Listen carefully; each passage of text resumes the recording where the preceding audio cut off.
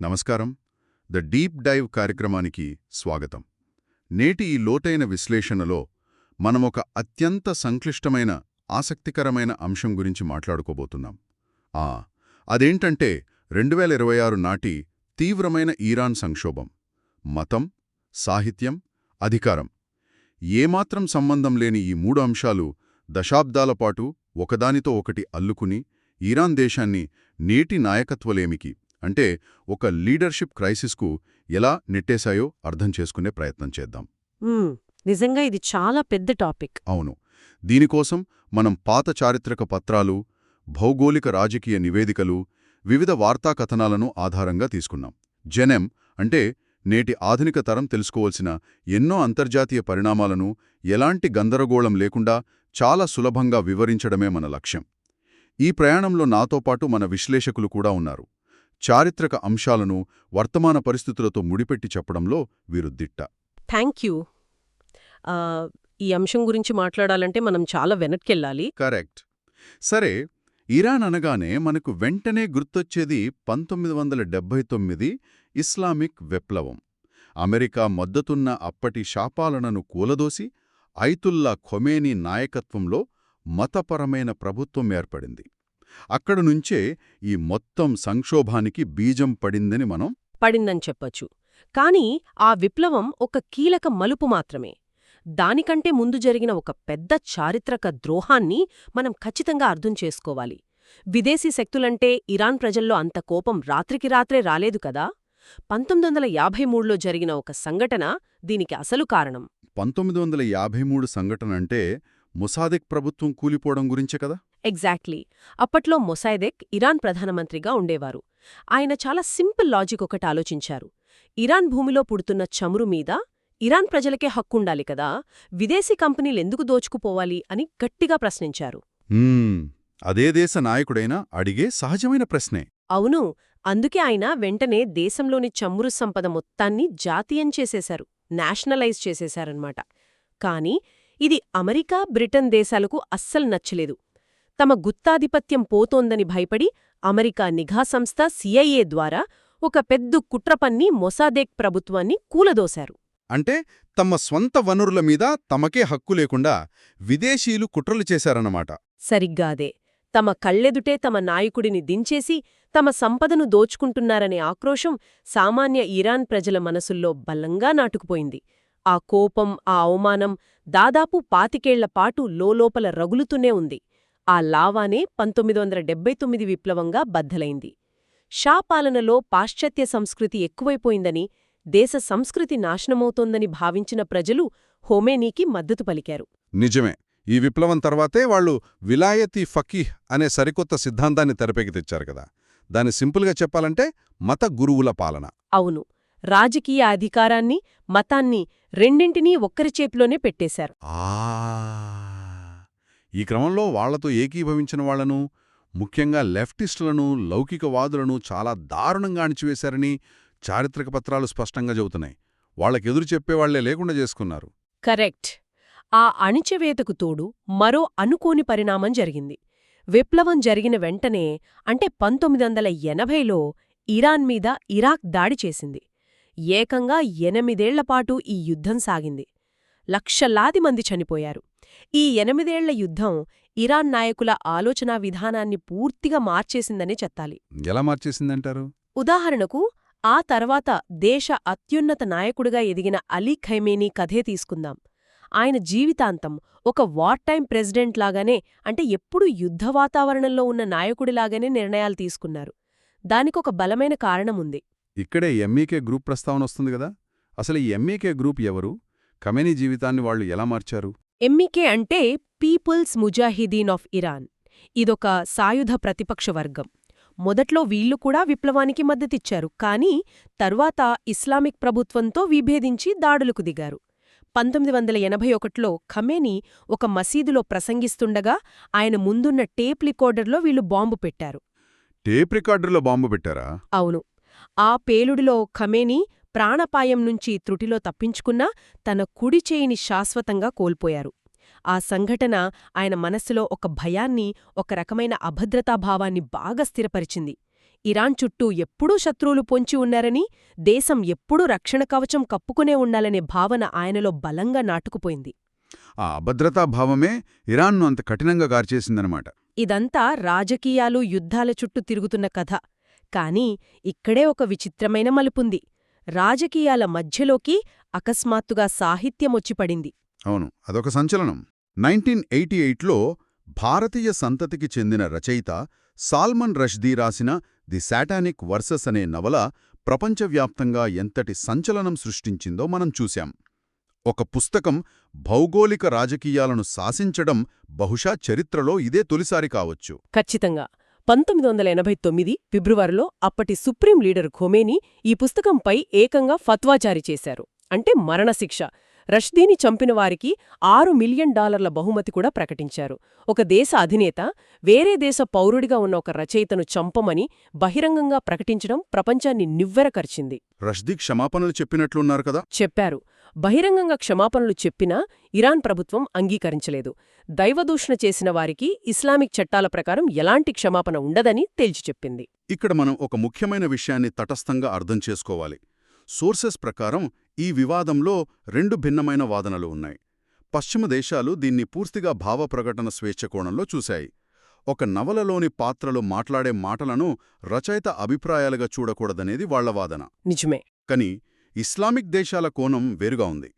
దీన్ని వాళ్లు తమ పవిత్ర విశ్వాసాలపై జరిగిన ఉద్దేశపూర్వక దాడిగా భావించారు. పవిత్రమైన వ్యక్తుల పేర్లను నవలలోని వివాదాస్పద పాత్రలకు పెట్టడాన్ని వాళ్లు తీవ్రంగా తప్పుబట్టారు.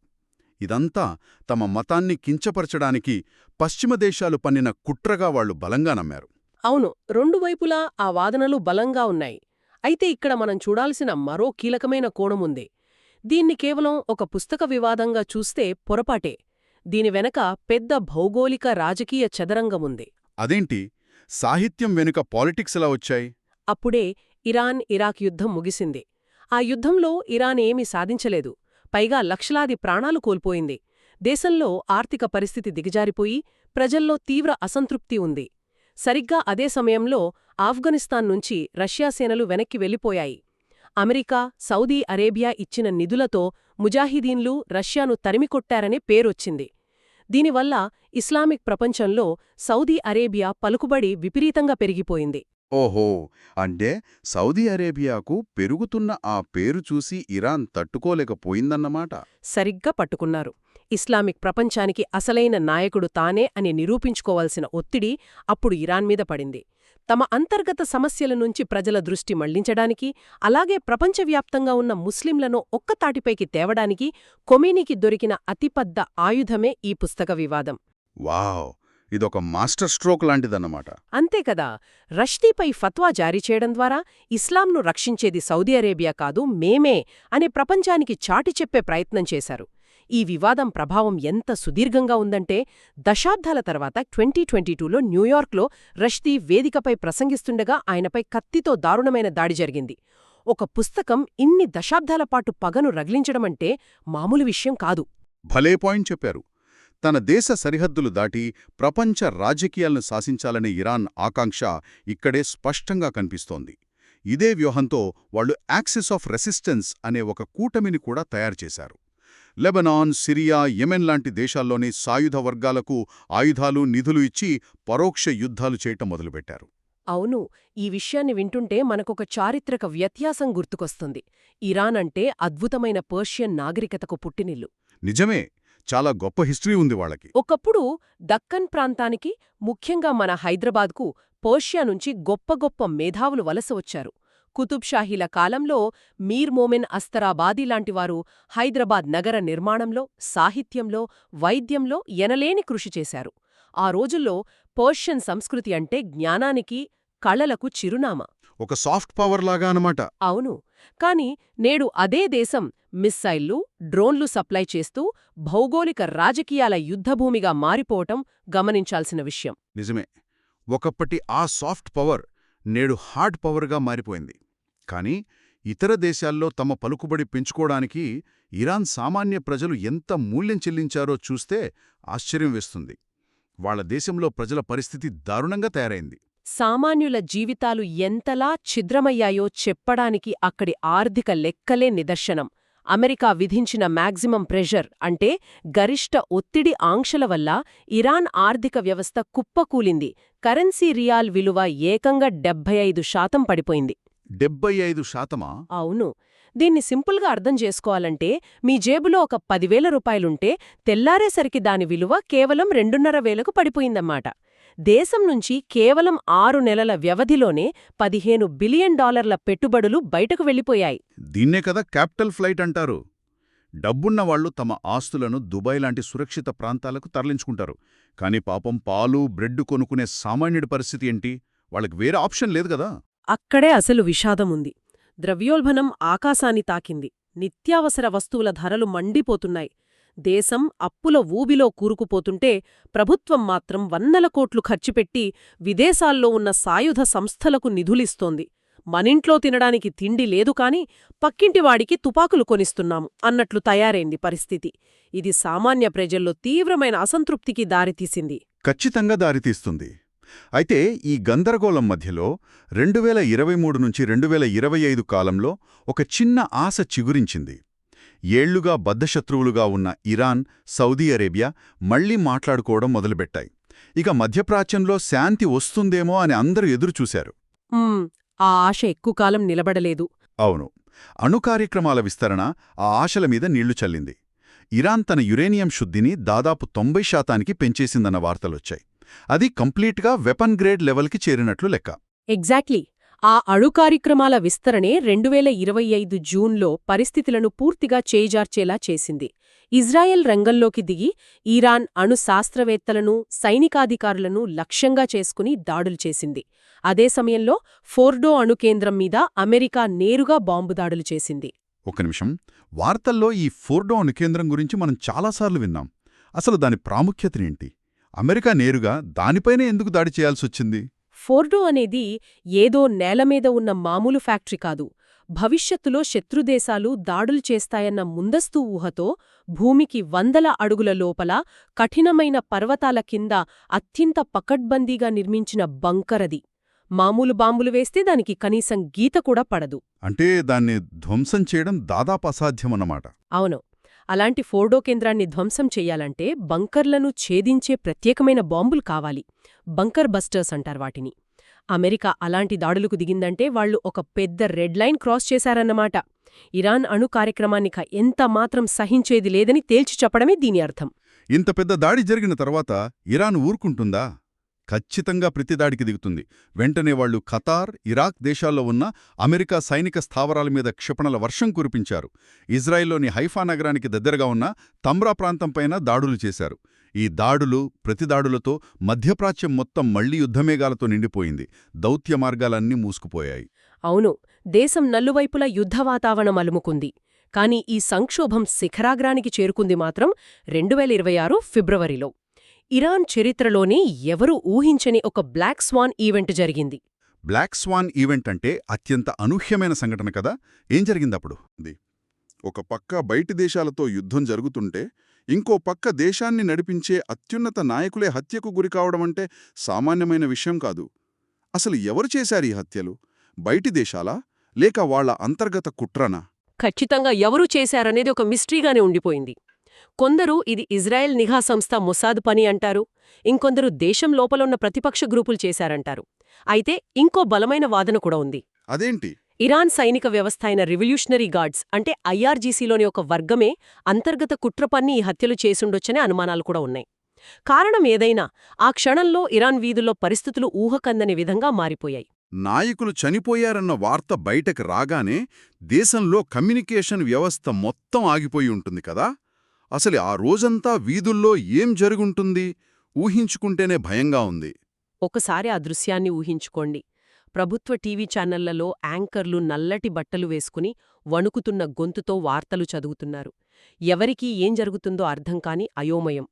ఇంటర్నెట్ బందైపోయింది. వేలాది సంఖ్యలో రివల్యూషనరీ గార్డ్స్ ట్యాంకర్లతో రోడ్ల మీదకొచ్చేశారు. అంటే ఆర్మీ కంట్రోల్ తీసుకుందన్నమాట. కాని ఎవరూ ఎవరికి ఆదేశాలిస్తున్నారో తెలీదు. మత గురువులకు, మిలిటరీ అధికారులకు మధ్య అధికారం కోసం తెరవెనక భయంకరమైన పోరు మొదలైంది.